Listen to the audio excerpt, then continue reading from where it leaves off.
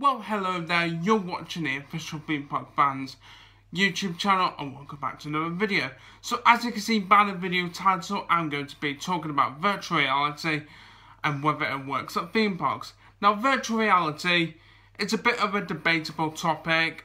Some people don't like it, others, you know, they might like it, but I'm going to be talking about virtual reality at theme parks. I'm going to be giving you two good examples of virtual reality at theme parks and a bad example of virtual reality at theme parks. At a theme park, you know. So anyway, the first good example of virtual reality at a theme park is Valerian. Now, if you don't know what Valerian is the virtual reality experience on the EuroSat CanCan coaster at Europa Park in Germany. And it's very weird, this. So, you go into like the Valerian booth and you pay, I think it's either €2 or €3 for the headset.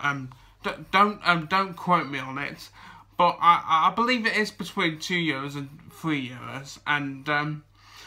And you go in, you watch a pre-show, like it's a short pre-show, but it's a pre-show, and then you stand in this pre-batching area after the pre-show, of course.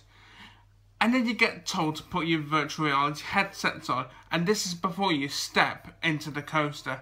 Now, when I put my virtual reality headset on for this, because I went to Europa Park not so long ago, and I was thinking, how am I going to get into the coaster with this virtual reality headset on? And trust me guys, the virtual reality experience of Valerian was weird, but cool at the same time. So, and there was kind of another pre-show with the with the Valerian headsets on, but you get told to follow the arrows and into your designated row. And I was just thinking, how am I going to get into the coaster with this virtual reality headset on, even though those arrows direct me? But I tell you what, guys. Valerian, or should I say EuroSat CanCan coaster, it uses the virtual reality really well. You know, giving you arrows to direct you to the batching area, and then directing you to your row on the coaster, and how to actually get in with the virtual reality headset on. I think this is a brilliant use of virtual reality, and then. As for the coaster, it was basically the EuroSat CanCan coaster, but with a virtual reality headset on. But yeah, I really enjoyed the virtual reality experience on EuroSat CanCan coaster. I just thought it was really unique how you had to get in the coaster with your virtual reality headset on. And for me, that's a very good example of virtual reality, of how it can be used at theme parks. So the second good example of virtual reality is Derren's Ghost Train at Thorpe Park. Now, this is a debatable one, I must say. It's a very debatable one, but I think Derren's Ghost Train uses virtual reality in the right way. I mean, I know sometimes Derren's Ghost Train can, like, have some technical difficulties with the virtual reality, but when it doesn't have technical difficulties, I think it's a very, well, I wouldn't say very good, but I'll say a good virtual reality experience, because, you know, you've got, when you walk into like the ride building and you step on the train, which on the outside is a Victorian train, and then when you step in, it's a London Underground train, which is a bit weird. But then you put on the headset, and you get a different story each time, and then you take your headset off, and then you go through like this maze, and then you get back on the train, and then you put on your headset again, and I think Derren's Ghost Train is a good example of virtual reality, and of course, for Derren's Ghost Train, you've got the ending. Now, if you haven't been on Derren's Ghost Train just yet, you won't know what I'm talking about. But if you have been on Derren Brown's Ghost Train since they put in the ending, then you'll know what I mean. But yeah, I feel like Derren Brown's Ghost Train makes good use of virtual reality. I know it is quite debatable, but that's just my opinion. So there we go. Now finally, I'm going to be telling you guys the a bad example of virtual reality. And that is Galactica. Now when Air got changed to Galactica for the 2016 season, I was really intrigued about how the virtual reality would work on Galactica. And initially, when I went on Galactica for like probably the first 2 or 3 rides, I was really impressed with it. But after a while, it was the same story, and I just felt, I just kind of felt it isn't that good. And the bad thing about when Galactica did have the virtual reality, because of course Galactica doesn't have virtual reality anymore as of the 2019 theme park season. You had to wear it, like, especially when it opened up as Galactica. What should I say? Reopened as Galactica.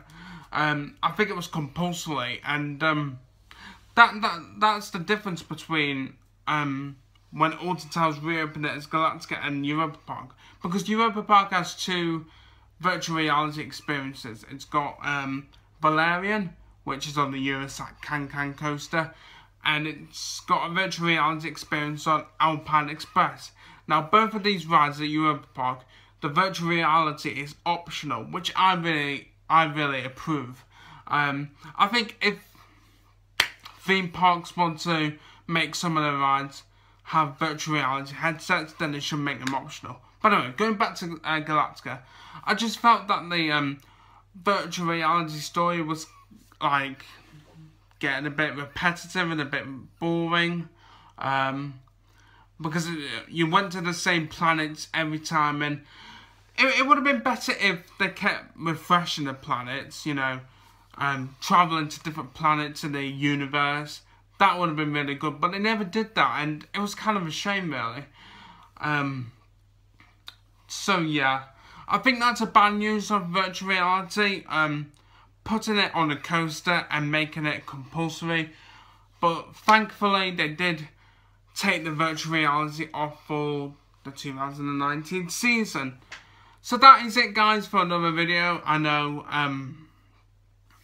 it's kind of been a quick, well, not a quick video really, but yeah.